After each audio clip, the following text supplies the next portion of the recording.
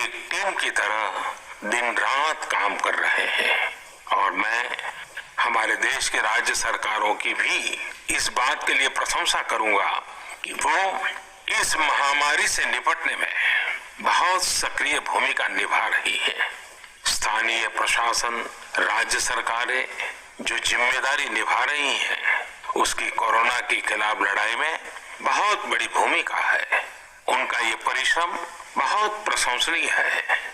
मेरे प्यारे देशवासियों, देश भर से स्वास्थ्य सेवाओं से जुड़े लोगों ने अभी हाल ही में जो अध्यादेश लाया गया है उस पर अपना संतोष व्यक्त किया है। इस अध्यादेश में कोरोना वॉरियर्स के साथ हिंसा, उत्पीड़न और उन्हें किसी रूप में चोट पहुंचाने वालों के खिलाफ बेहद सख्त सजा का प्रावधान किया गया है। हमारे doctor, nurses, paramedical staff, community health workers और ऐसे सभी लोग जो देश को कोरोना मुक्त बनाने में दिन रात जुटे हुए हैं, उनकी रक्षा करने के लिए ये कदम बहुत जरूरी था। मेरे प्यारे देशवासियों, हम सब अनुभव कर रहे हैं कि महामारी के खिलाफ इस लड़ाई के दौरान हमें अपने जीवन को, समाज को, हमारे आसपास हो रही घटनाओं को एक फ्रेश नजरिए से देखने का अवसर भी मिला है। समाज के नजरिए में भी व्यापक बदलाव आया है। आज अपने जीवन से जुड़े हर व्यक्ति की अहमियत का हमें आभास हो रहा है। हमारे घर में काम करने वाले लोग हो, हमारी जरूरतों को पूरा करने के लिए काम करने वाले हमारे सामान्य कामगार हो, पड़ोस की दुकानों में काम करने वाले लोग हो, इन सब की कितनी बड़ी भूमिका है, हमें ये अनुभव हो रहा है।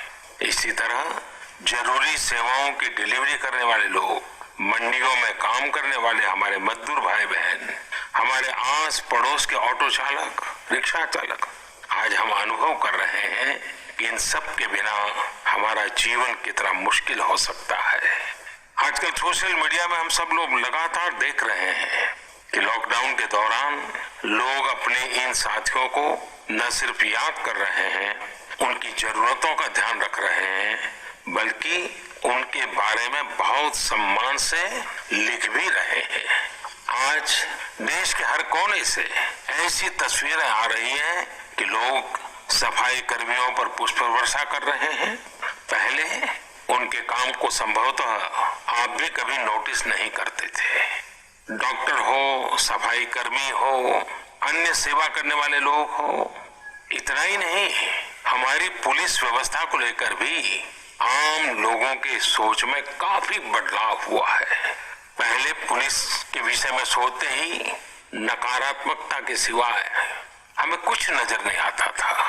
हमारे पुलिसकर्मी आज गरीबों, जरूरतमंदों को खाना पहुंचा रहे हैं, दवा पहुंचा रहे हैं। जिस तरह से हर मदद के लिए पुलिस सामने आ रही है, इससे पुलिसिंग का मानवीय और संवेदनशील पक्ष हमारे सामने उभर करके आया है, हमारे मन को झकझोर दिया है, हमारे दिल को छू लिया है।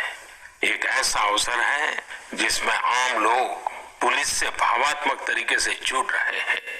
हमारे पुलिस कर्मियों ने इसे जनता की सेवा के एक अवसर के रूप में लिया है और मुझे पूरा विश्वास है इन घटनाओं से आने वाले समय में सच्चे अर्थ में बहुत ही सकारात्मक बदलाव आ सकता है और हम सब ने इस सकारात्मकता को कभी भी नकारात्मकता के रंग से रंगना नहीं है। साथियों, हम अक्सर सुनते हैं प्रकृति, विकृति और संस्कृति।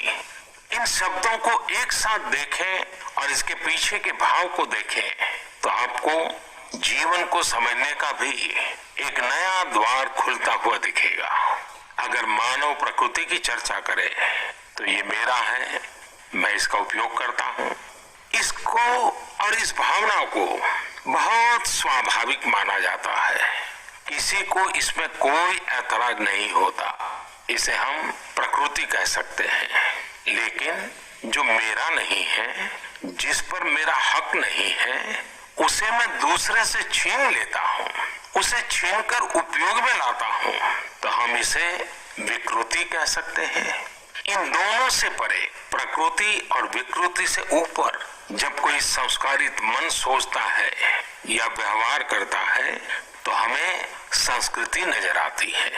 जब कोई अपने हक की चीज, अपनी मेहनत से कमाई चीज, अपने लिए जरूरी चीज कम हो या अधिक, इसकी परवाह किए बिना किसी व्यक्ति की जरूरत को देखते हुए खुद की चिंता छोड़कर अपने हक के हिस्से को बांट करके किसी दूसरे की जरूरत पूरी करता है, वही तो संस्कृति है।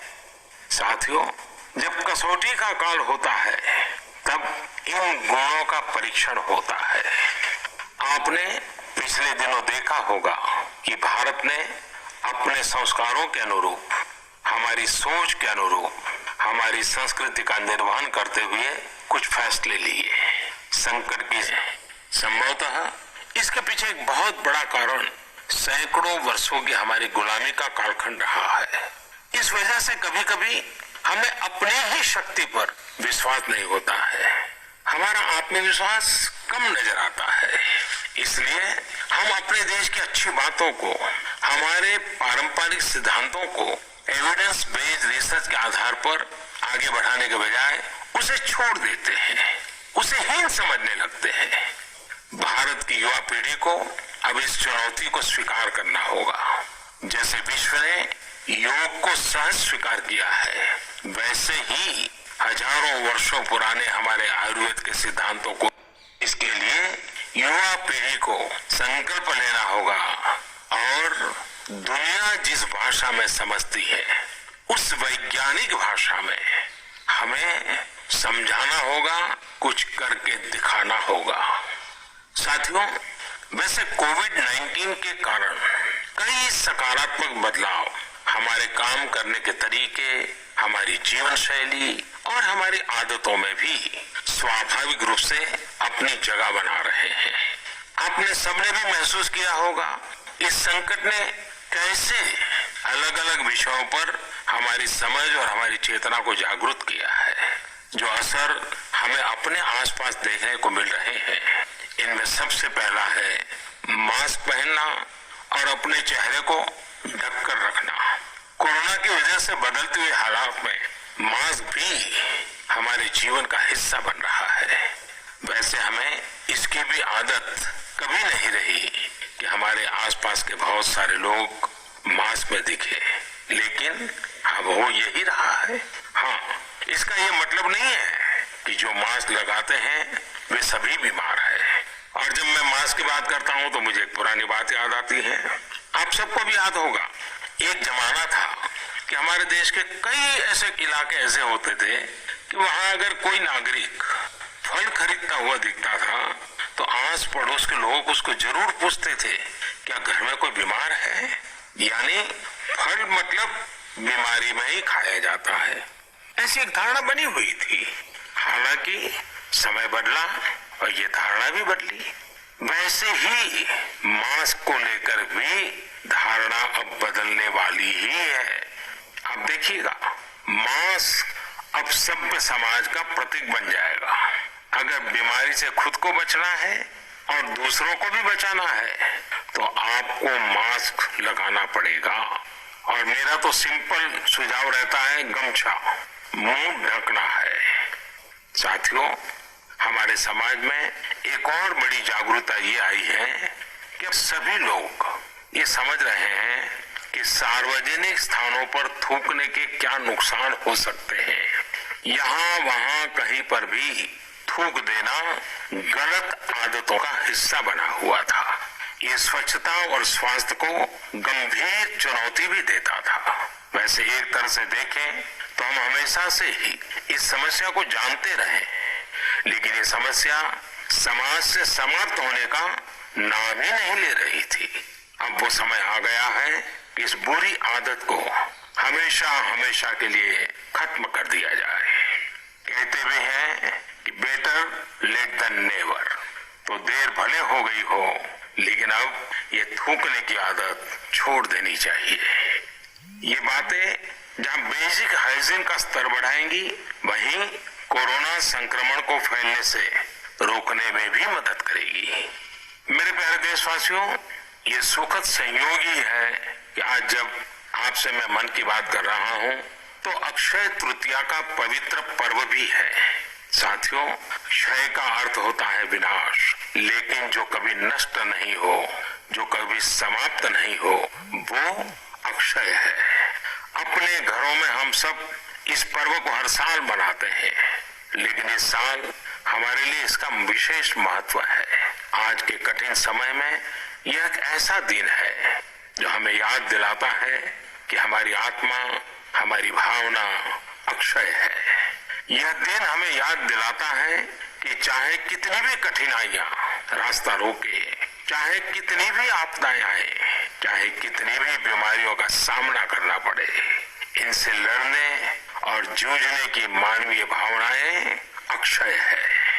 माना जाता है कि यही वो दिन है जिस दिन भगवान श्री कृष्ण और भगवान सूर्यदेव के आशीर्वाद से पांडवों को अक्षय पात्र मिला था। अक्षय पात्र यानी एक ऐसा बर्तन जिसमें भोजन कभी समाप्त नहीं होता है। हमारे अन्नदाता किसान हर परिस्थिति में देश के लिए, हम सब के लिए इसी भावना से परिश्रम करते हैं। इन्हीं के परिश्रम से आज हम सब के लिए, गरीबों के लिए देश के पास अक्षय अन्न भंडार है। इस अक्षय तृतीया पर हमें अपने पर्यावरण, जंगल, नदियां और पूरे इकोसिस्टम के संरक्षण के बारे में भी सोचना चाहिए, जो हमारे जीवन में महत्वपूर्ण भूमिका निभाते हैं। अगर हम अक्षय रहना चाहते हैं तो हमें पहले यह सुनिश्चित करना होगा कि हमारी धरती अक्षय रहे। क्या आप जानते हैं कि अक्षय तृतीया का यह पर्व दान की शक्ति यानी पावर ऑफ गिविंग का भी एक अवसर होता है। हम हृदय की भावना से जो कुछ भी देते हैं, वास्तव में महत्व उसी का होता है।